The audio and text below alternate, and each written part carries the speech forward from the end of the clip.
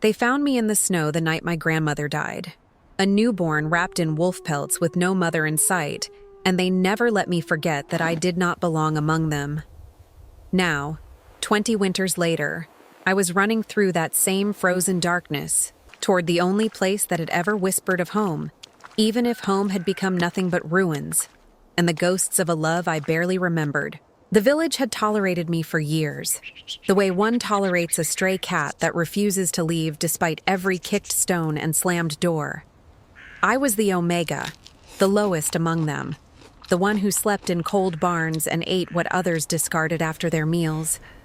I healed their sick children with herbs I gathered in secret from the forest edge, mended their wounds when the village healer was too deep in his cups to stand, and still they looked at me as though I carried a curse woven into my very blood. Perhaps I did. Perhaps that was why, when the first sheep went missing and the wolves began howling closer than they had in decades, the village elders pointed their weathered fingers directly at me. She calls them. They whispered to each other while I stood trembling before their judgment. She is one of them. She has always been one of them. I tried to explain that I had nothing to do with the wolves, that I feared them as much as anyone in the village. But fear makes people deaf to reason. It twists their faces into masks of hatred and closes their ears to anything resembling truth. The council gave me until sundown to gather my belongings and leave. I took nothing because I had nothing worth taking, only the worn woolen cloak on my thin shoulders and the small knife my grandmother had left me in her will, a blade etched with symbols I had spent 20 years failing to understand. The forest swallowed me whole the moment I crossed its threshold. I remembered the path to my grandmother's cabin the way one remembers a lullaby sung in earliest childhood. Not with the conscious mind, but with something deeper and more primal. My feet knew the way even when the driving snow erased all trails and landmarks, even when the darkness of the winter night pressed so close I could barely see my own hands before my face. My grandmother had died when I was 7 years old, and the villagers had forbidden me from ever returning to her home deep in the forbidden woods. They said the forest was cursed by old gods, that spirits of the dead walked among those ancient trees, that anyone foolish enough to enter would never return the same person they had been. I was already broken beyond repair. What more could the forest possibly take from me?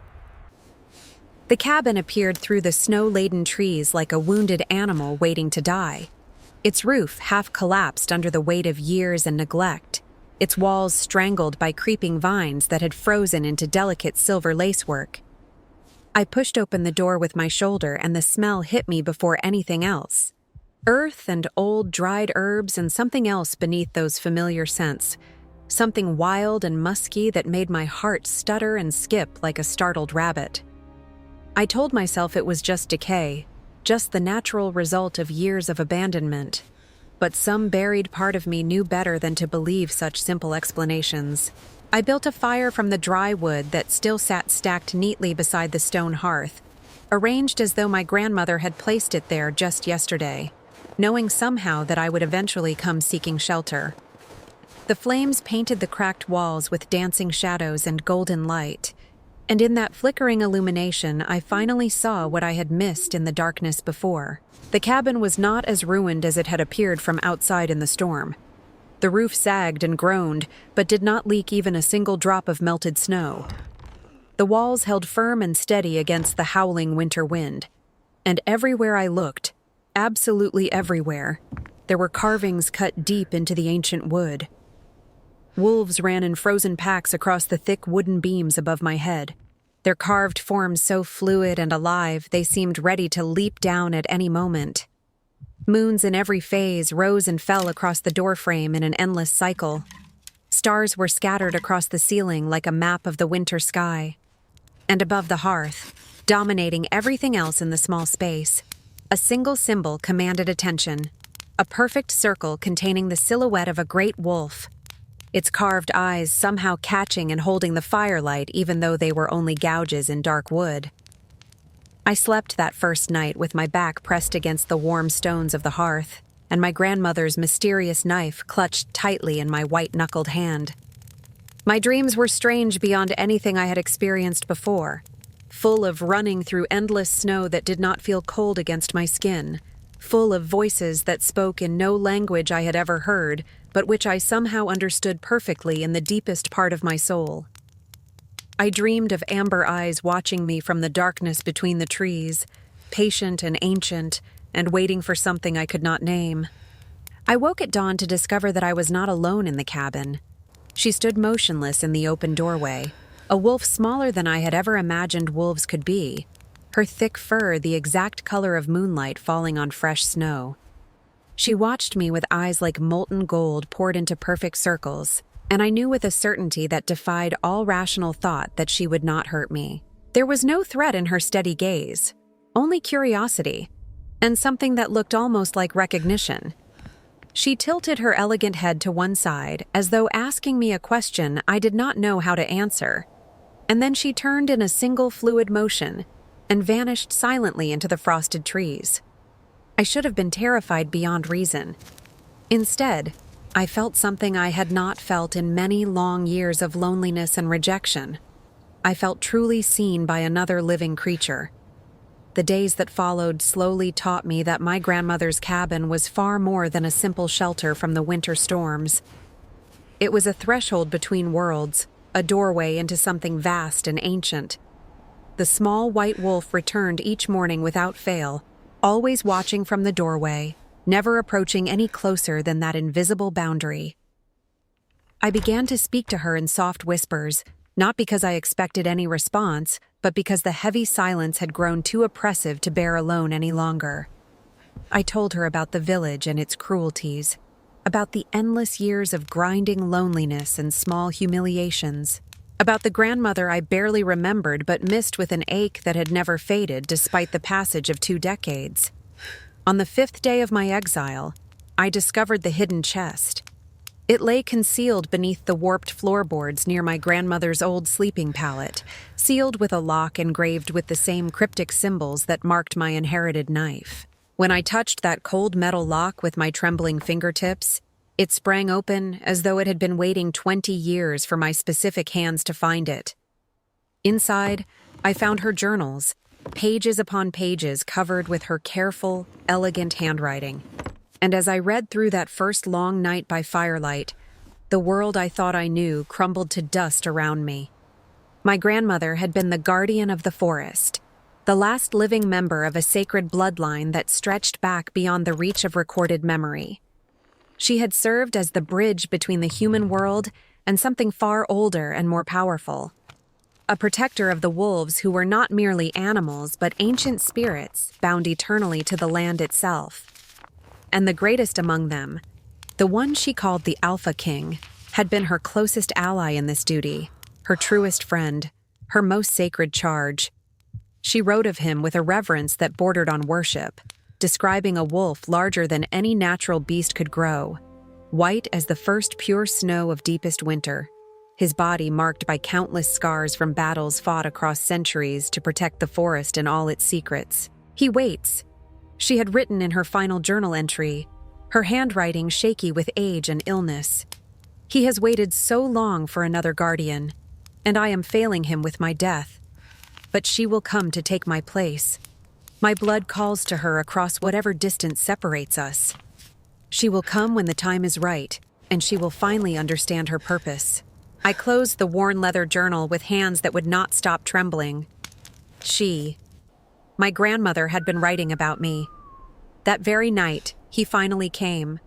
I heard him long before I saw him emerge from the darkness, the heavy crunch of massive paws compressing frozen snow, a presence so powerful and ancient it seemed to press against the cabin walls like a physical weight. I opened the door with my heart pounding, and there he stood in the brilliant moonlight, looking like something carved from winter itself by the hands of old gods. The Alpha King. His thick fur was white as fresh snowfall, but marked everywhere with the silver lines of old scars, his body vast and terrible and achingly beautiful all at once. His amber eyes found mine across the moonlit clearing, and I understood immediately what my grandmother had meant when she wrote that his gaze could see through mere flesh to the trembling soul beneath. I waited for the fear to come crashing over me. It never did. Instead, I felt a shock of recognition, as though some deeply buried part of me had always known this exact moment would eventually arrive. I stepped out into the pristine snow on bare feet, the bitter cold biting at my exposed skin, and I did not look away from those ancient amber eyes. He lowered his great scarred head and breathed warm air against my outstretched hand, his breath carrying the scent of pine and wild places and something like home, and something inside me that had been locked away and forgotten for 20 lonely years, finally cracked open. The weeks that followed became my true awakening to the world I had been born to inhabit. The small white wolf, whom I came to call Luna in my private thoughts, became my patient guide through this new existence. She led me along hidden paths through the forest to sacred places my grandmother's journals had described in reverent detail, the ancient cave where the first guardian had made her eternal pact with the wolves, the frozen river where the boundary between the seen and unseen worlds grew thin as mist, the grove of trees so old their roots touched the bones of the earth where the entire pack gathered to sing beneath each winter moon. And always, at the very edge of my vision, the Alpha King watched my progress. He did not approach me again as he had that first night of revelation, but I felt his presence constantly like a second heartbeat pulsing alongside my own, like a shadow made of moonlight and ancient promises. I learned to hear the forest speaking, not with my physical ears, but with something deeper and more primal. The same buried instinct that had guided my feet back to this cabin through the blinding storm. I learned which herbs held genuine power and which were merely ordinary plants. How to read the complex messages left in claw marks scraped into bark and paw prints pressed into snow. I learned that the wolves were not simple animals, but guardians themselves, each one bound to this forest by obligations older than human civilization. And I learned the terrible truth that the forest was slowly dying. My grandmother had been its protector, the human anchor that kept the old magic alive and flowing through root and branch. When she died without passing on her knowledge, that vital anchor had begun to fray and unravel. For 20 years, while I suffered in ignorance in the village, the forest had been fading, its power leaking away like blood from an untended wound. The wolves had grown fewer with each passing season, their spirits weakening. The sacred places had begun to dim like candles starved of air, and beyond the tree line, the human world had crept steadily closer, hungry and heedless of what it destroyed. The hunters came on a morning white with fresh fallen snow. I heard their dogs first, their excited barking echoing through the frozen trees like a declaration of war against everything I had come to love. Then came the voices of men, rough and eager with bloodlust, speaking loudly of wolf pelts and bounties and whispered legends of a beast larger than any natural wolf could possibly be. They had followed my trail through the snow, I realized with sick certainty. The village had not been content to simply exile me into the winter. They wanted to ensure I could never return to trouble them, and they wanted to destroy the wolves who had given them their convenient excuse for driving me out. I found the Alpha King waiting at the edge of the sacred grove, his surviving pack gathered in a protective circle around his scarred form.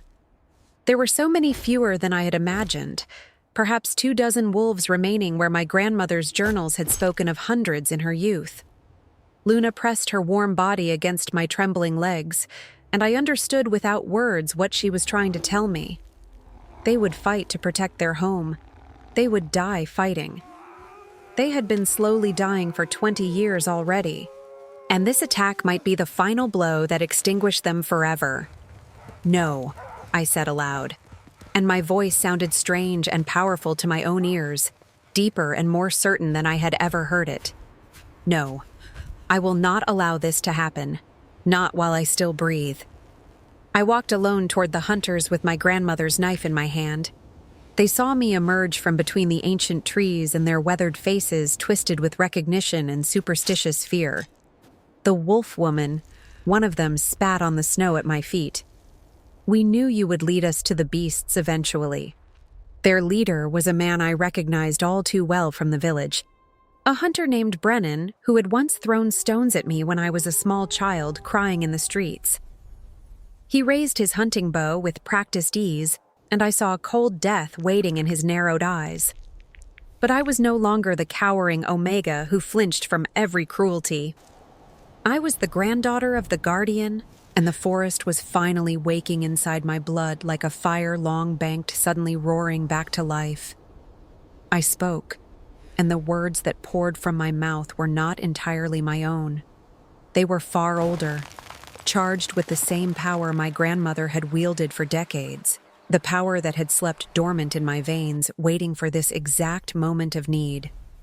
I told them the truth they had forgotten.